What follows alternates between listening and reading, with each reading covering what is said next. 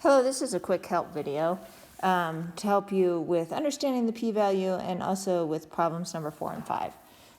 So let's take a look. So we wish to test the following claim at alpha equals 0.10, 10% significance. And they're saying that the proportion is equal to 51 or the proportion is greater than 51.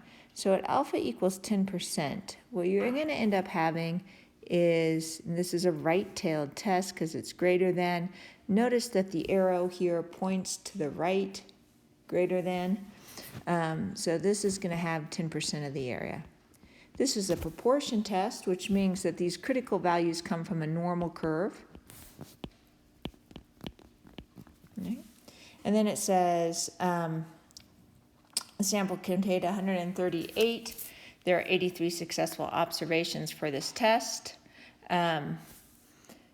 You should use the cumulative they want you to use the binomial distribution, so we're not going to use the normal. We're going to use a binomial distribution for this to find the exact p-value. Do not use normal distribution as it is an approximation. We did talk about that for the binomial. So the binomial distribution looks like individual, because it's discrete and not continuous, and it's a normal curve, which is why we use the normal generally to approximate it, but it looks like that. So we need to find the number. So we're going to find the number for this p-value. So what we're going to find is we have the p-value for this test is the probability of observing at least 83, because we want a right tail, so we want 83 observations or above. So on your TI 89 or 83 or on your Excel, whichever way you want to do this, you're going to go to binomial CDF. It's going to ask for a lower limit. You're going to put 83. Or it's going to ask for a number of things. It's going to ask for n, total number of samples, is 138. It's going to ask for a probability of success. We're taking this from the null hypothesis at 0.51. It's going to ask for a lower value, and we're going to put at least 83. So 83 or more. That's our lower. And it's going to ask for an upper limit of 138. And then that's going to give you a probability, and that probability goes there. Now, if the p-value, if p is less than alpha, if this probability that you get here, and you can do this again in Excel or using the TI 83 or the TI 89 or 84, any of those, and the code is under distribution, and look for binomial, BIN, nomial CDF. And it will be binomial dist, DIST in Excel. And in Excel, it always gives you the left tail. So what you would do in Excel is you would take 1 minus binomial.dist, and then you would do I'm not sure the exact order. It's like NP, the number you're looking for, cumulative true. And this will generally give you the left tail. So that's why we do 1 minus this would give you the right tail. So you'll have to play around with that in Excel. So whatever number you get here puts here. And if P is less than alpha, then you reject. So if P is less than if this number that you got was less than 10%, you would reject and go from there. So hopefully, I reject the null, if that is the case. And if it is the case that you reject, you say, there is sufficient evidence to warrant the rejection of the claim. Nope, we're rejecting the null. There is not sufficient evidence to warrant rejection of the claim. There is not sufficient evidence to support the claim, the proportion. So if you're rejecting the null, you would choose this one, that you're supporting the claim. The sample data supports the claim that the population is greater than that way. If you do not reject,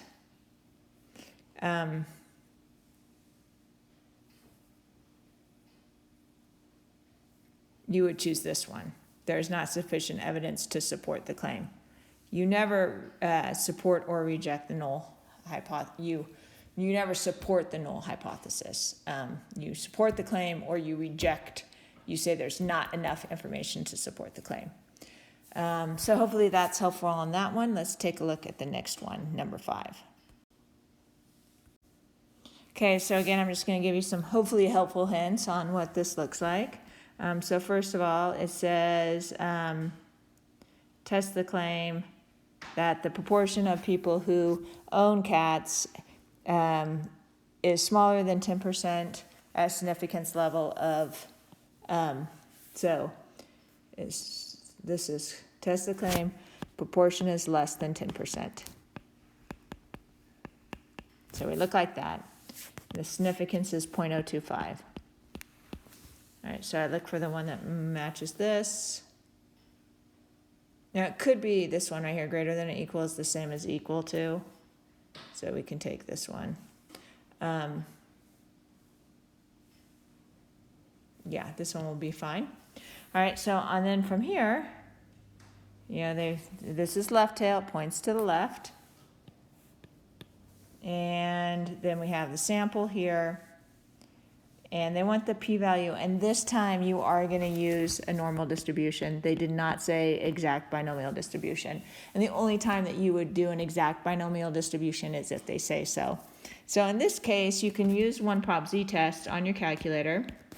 If you're not using the calculator, you can use Excel, and you would get the p-value. I'm just focusing on the p-value by first finding the test statistic, and that is p hat, your sample, what it said for your sample, and your sample is here, right? You do a p hat minus p from your hypothesis, that's from up here, 10%, divided by the square root of p, 10%, 90% q, all over your sample size, which is 600 n. All right, so that gives you your test statistic. That goes here. And then you take that number and you go normal CDF to get a p-value. Or on Excel, it's normal. Now remember, a p-value, you can just use one prop z-test on a p-value and go there. Or you do normal.dist from here. So normal.dist will work from there. And either way, you'll end up getting a p-value. So hopefully these 2 short videos will help you understand more about what you need to know for finding p-values. Have a great night.